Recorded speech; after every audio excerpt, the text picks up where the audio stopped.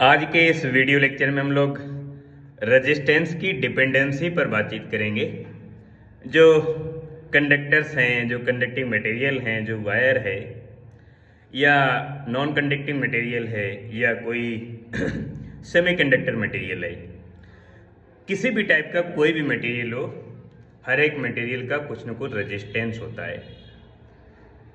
Resistance की जो value है वो कौन कौन से पैरामीटर पर डिपेंड करता है और कौन से ऐसे पैरामीटर है जिन पर रेजिस्टेंस की वैल्यू डिपेंड नहीं करती है।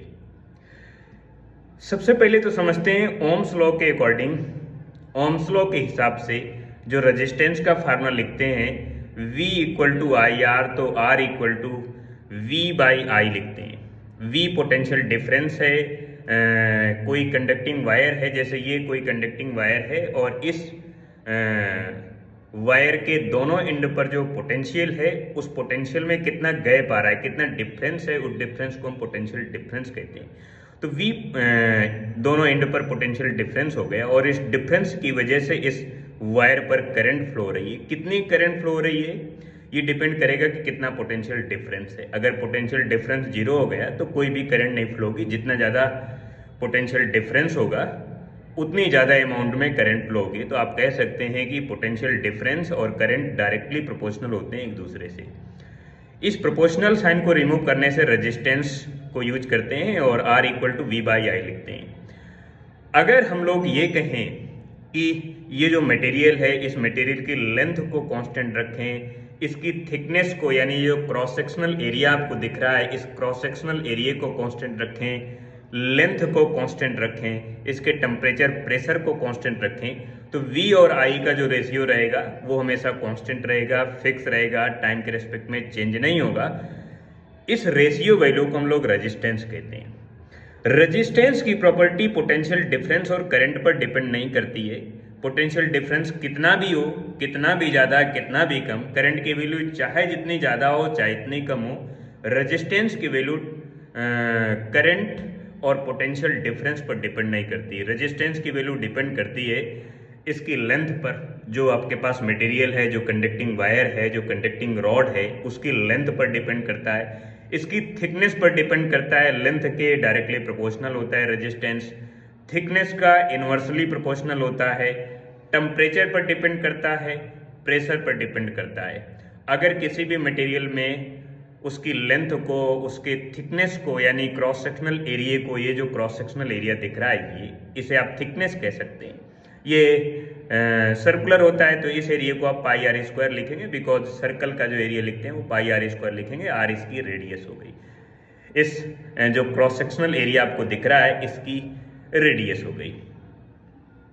टेम्परेचर, प्रेशर, इन सभी पैरामीटर को अगर हम लोग कांस्टेंट रखें तो रेजिस्टेंस की वैल्यू कांस्टेंट रहेगी और रेजिस्टेंस कांस्टेंट होने की वजह से V और I का जो रेशियो रहेगा ये कांस्टेंट रहेगा।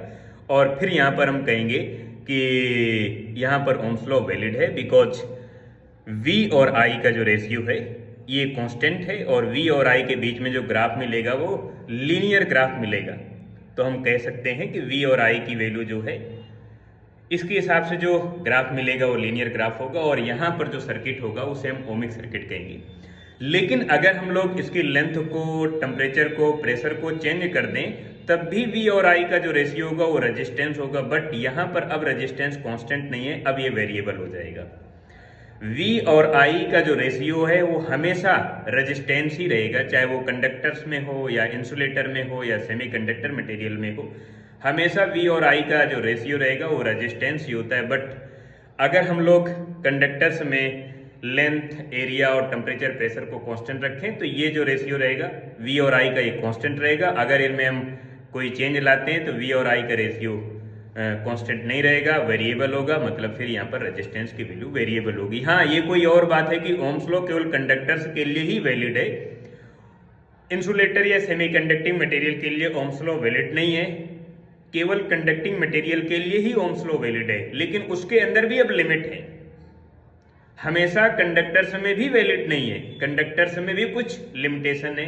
वो क्या है कि इसकी लेंथ को हमें चेंज नहीं करना है, जो मटेरियल है, जो वायर है, जो कंडक्टिंग वायर है उसकी लेंथ में नहीं चेंज करना है, उसकी थिकनेस नहीं चेंज करना है, उसके टेम्परेचर को नहीं चेंज करना है, उसके प्रेशर को नहीं चेंज करना है। अगर ऐसा नहीं करेंगे हम लोग, ये सब लोग ये फिजिकल क्वांटिटी अगर कांस्टेंट है टाइम के रेस्पेक्ट में, तो इसका रेजिस्टेंस कांस्टेंट रहेगा, और रेजिस्टेंस कांस्टेंट होने की वजह से V और I का जो रेशियो होगा वो हमेशा कांस्टेंट रहेगा। अगर इनमें चेंज लाते हैं तो रेजिस्टेंस वेरिएबल होगा, रेजिस्टेंस वेरिएबल हो जाएगा। हाँ, अभी मटेरियल कंडक्टिंग ही है, कंडक्टर मटेरियल ही है, लेकिन अगर हमने लेंथ को, थिकनेस को, टेम्परेचर, प्रेशर को चेंज किया तो इसी कंडक्टर का रेजिस्टेंस चेंज हो जाएगा, वेरिएबल हो जाएगा, और वेरिएबल होने की वजह से V और I का जो रेशियो है वो वेरिएबल होगा। है रेजिस्टेंस बट वो वेरिएबल हो जाएगा, फिर वहां पर ओम्स लॉ वैलिड नहीं है, ये ध्यान रखना है। ये रेजिस्टेंस की डिपेंडेंसी पर एक छोटा सा वीडियो लेक्चर है जो रेजिस्टेंस को डिफाइन करता है।